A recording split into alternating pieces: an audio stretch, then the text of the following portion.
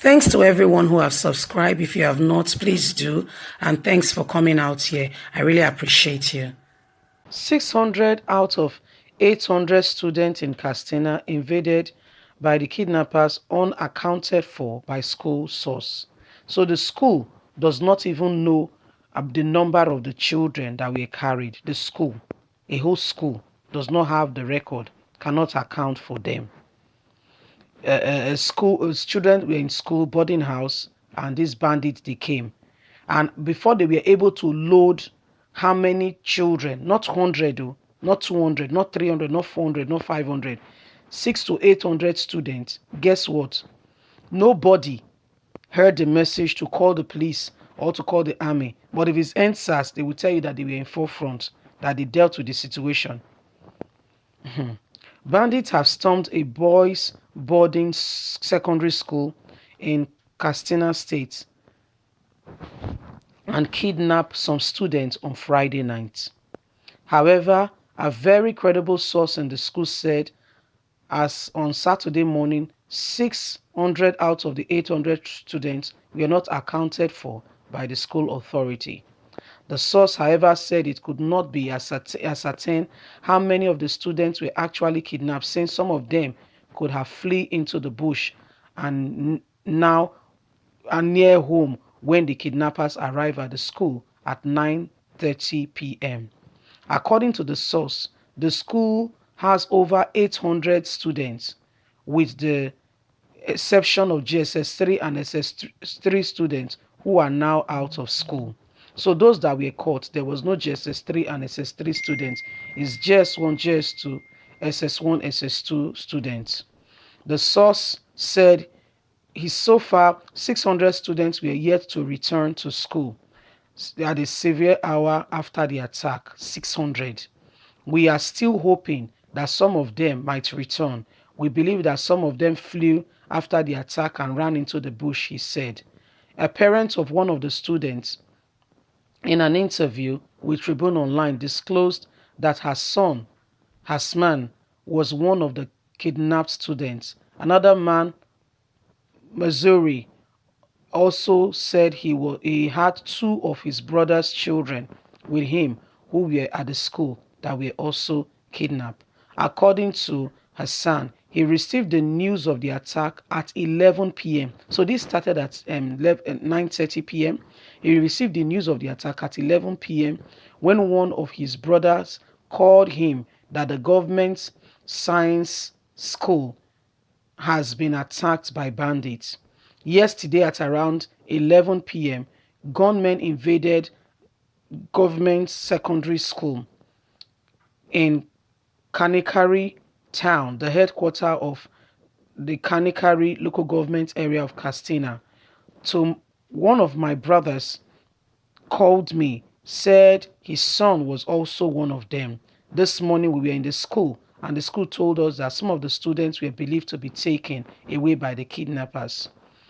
When contacted, the police spokesman, SP Isiak, confirmed the attack. He said the police and other security operatives are on top of the situation. Meanwhile, the state government is yet to make any official statement. Even at the time of this report, they have not ascertained or agreed that anything has happened in the state. But the source of the government house, Castina, said the governor had summoned an emergency meeting of the State Security Services Council. So even the school does not know the number of students that we are taking away. This is the kind of country we have, where there is no accountability. Nobody is looking at what is going on. Nobody is paying attention. Nobody knows who is, apart from Minister of Education, who are the downlines that make sure that things are done decently and in order. Who are those who make sure that, education is what it should be? Who are those auditing our curriculum, making sure that students are studying what is relevant, that will give them the equal opportunity in today's life and time? Who are those ensuring that things are done, well? Look at education. Do you want to tell me that nobody called the police? The police did not hear about what happened until about 600 to 800 students were carried away? You want to tell me nobody heard? Nobody has told us the number of casualty or anything. Nobody has said anything. I mean, it is rather a very shameful state what is happening in this country, that we don't have any government who is looking after the affairs of the country. We don't have anyone there who is speaking, who is bringing up leadership. Up until now, have you heard Buhari give a speech? Up until now, or as we're speaking now, look at the number of children. People's sons went to school. Look at the number of children. As we speak, no comment from Buhari, not a single word. Not a single word. And we also presented you with news of 11-year-old boy who was caught among they left him behind. He said they carried them along to go and carry out raid. This is what they've trained them to be. This is what they teach them to do. This is what they've taught them to do, to carry out raid, to inflict pain. How do you rehabilitate? Where do you start from? Do you know what they are doing? They are systematically introducing these ones into the society. And if Nigeria does not cop this, give it a matter of time. It's like a ticking time. When you start a bomb and you put timer on it. That's what's happening. And instead of the North to pay attention seriously to what is going on, a few days ago, we also presented you a news that the North said to the South they should mind their business, that they will henceforth not tolerate any kind of verbal or any kind of attack on them, that they should allow Buhari to finish his tenure. So this one now is the South, though. People left the whole of the South to go to Castina to carry out this atrocity, right? I tell you sincerely, unless we all rise up, unless the North realize what is going on and say enough is enough and rise up to the truth of what is going on.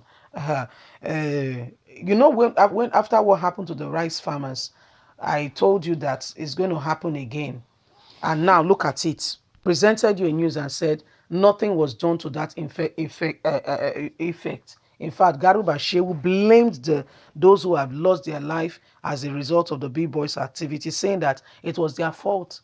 They did not get clearance from the army before they went to their own farm.